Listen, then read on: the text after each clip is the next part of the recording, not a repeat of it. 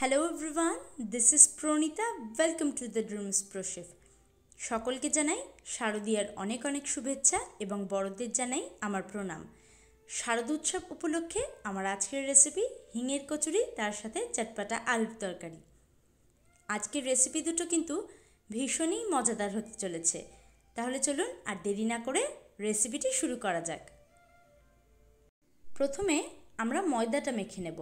তার জন্যে এখানে আমি 2 কাপ পরিমাণ ময়দা নিয়েছি। ময়দাটা কিন্তু আপনারা চেলে নিয়ে তারপর ব্যবহার করবেন।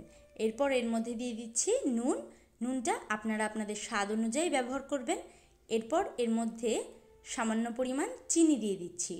ময়দা মাখতে কিন্তু সামান্য পরিমাণ চিনি ব্যবহার করলে স্বাদটা ভালো আসে। এরপর ময়ানের জন্য দিয়ে দিচ্ছি সাদা তেল। সাদা তেল কিন্তু একটু বেশি পরিমাণেই দিতে হবে। আমরা নর্মাল যে লুচি বানাই বা অন্য কচুরি বানাই তাতে কিন্তু যে ময়ান লাগে হিঙের কচুরি বানাতে তার চেয়ে একটু বেশি ময়ানটা লাগে। আমি এখানে 2 টেবিল স্পুন মতো অয়েল ব্যবহার করেছি। এরপর সব কিছুকে একসাথে ভালো করে ডলে ডলে মিশিয়ে নিতে হবে। নুন, চিনি, তেল যাতে ময়দার সাথে একসাথে ভালো করে মিশে যায়। দেখুন ময়ানটা আমার ভালো করে দেওয়া হয়ে গেছে। এভাবে মুঠো করলে মুঠো হয়ে যাচ্ছে, আবার ভেঙে দিলে কিন্তু বালির মতো ঝুড়ো হয়ে ভেঙে যাচ্ছে। এরপর অল্প অল্প পরিমাণ জল দিয়ে আমরা ময়দাটা মেখে নেব। আপনারা কিন্তু একবারে অনেকটা জল দিয়ে ময়দাটা মাখবেন না, অল্প অল্প করে জল দিয়ে ময়দাটা মাখতে থাকবেন। ময়দাটা কিন্তু আমরা খুব শক্তও মাখবো না, আবার খুব নরমও মাখবো না। এরপর হাতে সামান্য পরিমাণ তেল নিয়েছি। নিয়ে ময়দাটা এবার আমরা খুব সুন্দর করে ঠেসে নেব। দেখুন ময়দাটা কিন্তু আমার পুরোপুরি মাখা হয়ে গেছে।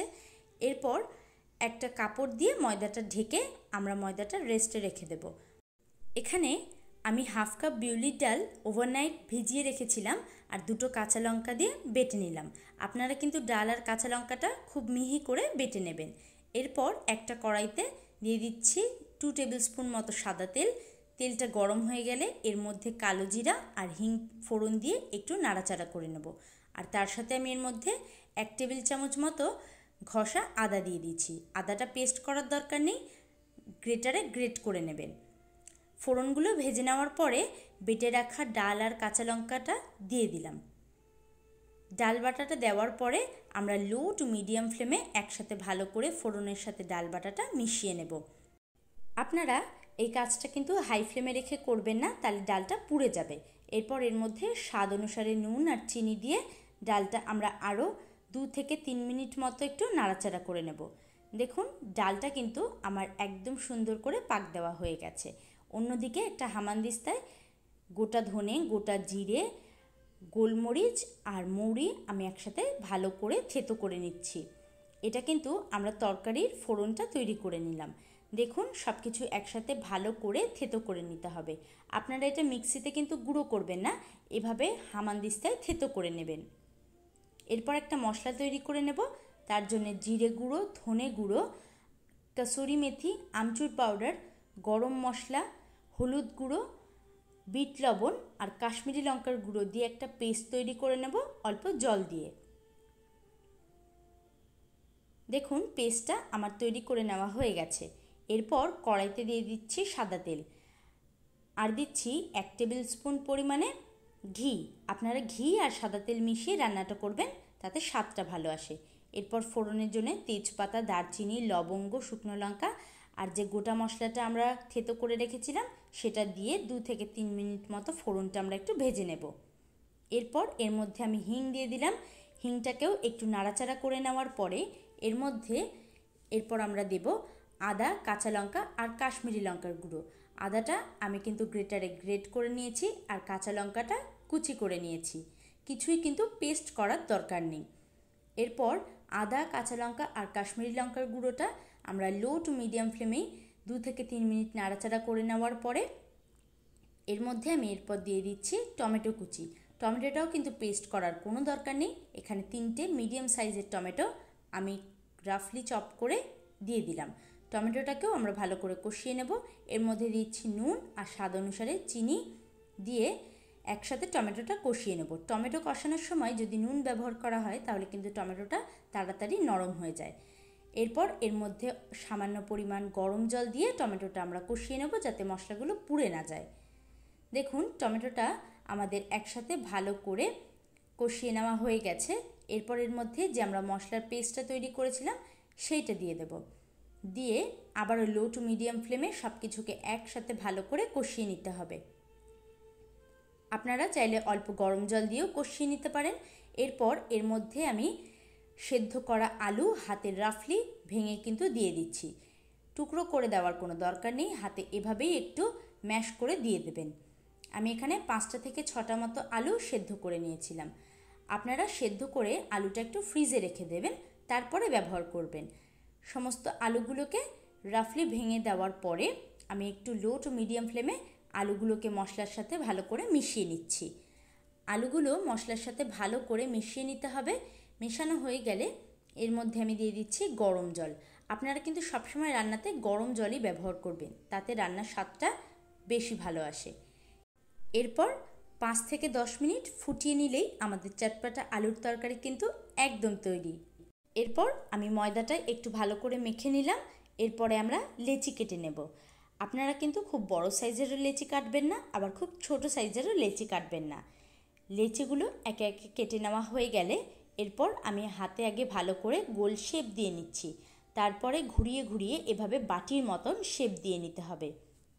বাটির মতন ভালো করে শেপ দেওয়া হয়ে গেলে এরপর আমরা এর মধ্যে একটু শুকনো ময়দা ছিটিয়ে নেব। কচুরি বা ডালপুরিতে পুর ভরার সময় এভাবে যদি একটু শুকনো ময়দা ছিটিয়ে পুরটা ভরা হয়, তাহলে যখন আমরা কচুরি বা ডালপুরি বেলি তখন কিন্তু পুরটা চারিদিকে সুন্দর করে স্প্রেড হবে, একদিকে কিন্তু জমে থাকবে না। এরপর মুখটা ভালো করে বন্ধ করে দিতে হবে যাতে বেলার সময় পুরটা বেরিয়ে না যায়। দেখুন লেচিগুলো আমি সুন্দর করে তৈরি করে নিয়েছি। এরপর শুকনো ময়দা ছিটিয়ে আমরা কচুরিগুলোকে বেলে নেব। ভালো করে বেলে নিতে হবে সমান করে। তারপরে এদিকে আমি তেল গরম করতে বসিয়ে দিয়েছিলাম। লো টু মিডিয়াম হিটে তেলটা গরম করে নেওয়ার পরে একে একে আমরা এভাবে কচুরিগুলোকে ভেজে নেব। আপনারা কিন্তু খুব গরম তেলে কচুরি ছাড়বেন না, তাহলে কিন্তু চট করে কচুরিগুলো পুড়ে যাবে। মিডিয়াম হিটে রেখে ভাজলেই কিন্তু সবচেয়ে ভালো হয়। আপনারা যখনই কিন্তু কচুরি, লুচি, ডালপুরি যাই ভাজবেন না কেন তখন কিন্তু ফ্লেমটা লোতেও রাখবেন না, আবার হাইতেও রাখবেন না। মিডিয়াম ফ্লেমে রেখে ভাজলেই সমস্ত লুচি বা কচুরি কিন্তু ফুলবে, আবার পুড়েও যাবে না। দেখুন আমার কচুরিটা কিন্তু খুব সুন্দর করে ফুলে গেছে। এরপরে আমি একটু ওলট পালট করে ভেজে নিয়ে কচুরিটা তুলে নিলাম। এভাবে আমি আপনাদের আরও একটা কচুরি ভেজে দেখাচ্ছি। মিডিয়াম ফ্লেমে কিন্তু এইভাবে ঠিক ঘুরিয়ে ঘুরিয়ে কচুরিগুলো ভেজে নিতে হবে, তাহলে কিন্তু কচুরি ফুলবে, আবার সুন্দর করে ভাজাও হবে। দেখুন এই কচুরিটাও আমার ভাজা হয়ে গেছে, আমি কচুরিটা তুলে নিলাম। তাহলে আমার আজকের রেসিপি আপনাদের কেমন লাগলো অবশ্যই জানাবেন। হিঙের কচুরি আর চটপটা আলুর তরকারি কিন্তু একদম তৈরি। এই দুর্গা ষষ্ঠী বা দুর্গা অষ্টমীতে আপনারা এই কচুরি আর চটপটা আলুর তরকারিটা কিন্তু একবার অবশ্যই ট্রাই করে দেখবেন। আমি কথা দিচ্ছি আপনারও খুব ভালো লাগবে এবং পরিবারের ছোট থেকে বড় সকলেরই ভীষণ পছন্দ হবে। একবার আমাকে বিশ্বাস করে এই কচুরি আর আলুর তরকারিটা একবার বানিয়ে দেখবেন। আর আমার মনে হয় এই কচুরি আর আলুর তরকারিটা দেখার পর লোভ সামলানোটা খুব কঠিন। তাহলে এই দুর্গা ষষ্ঠী বা অষ্টমীর দিন আপনারা এই রেসিপিটা কিন্তু ট্রাই করে দেখতে পারেন। আজকের ভিডিওটা ভালো লেগে থাকলে অবশ্যই একটা লাইক করে দিয়ে চ্যানেলটি সাবস্ক্রাইব করে দিয়ে নিচে থাকা বেল আইকনটি প্রেস করে দেওয়ার অনুরোধ রইল এবং রেসিপিটি ভালো লাগলে প্রিয়জনদের সঙ্গে শেয়ার করতেও ভুলবেন না। আজকের মতো এ পর্যন্তই, দেখা হবে কোনো নেক্সট এপিসোডে। আপনারা সকলে ভালো থাকবেন, সুস্থ থাকবেন এবং এই শারদোৎসব খুবই আনন্দের সঙ্গে পরিবারের সাথে উদযাপন করুন। আবারও সকলকে শারদীয়ার অনেক অনেক শুভেচ্ছা, বড়দের আমার প্রণাম, ছোটদের বুক ভরা ভালোবাসা এবং অনেক অনেক ধন্যবাদ ভিডিওটি শেষ পর্যন্ত দেখার জন্যে। সকলে ভালো থাকবেন, ধন্যবাদ।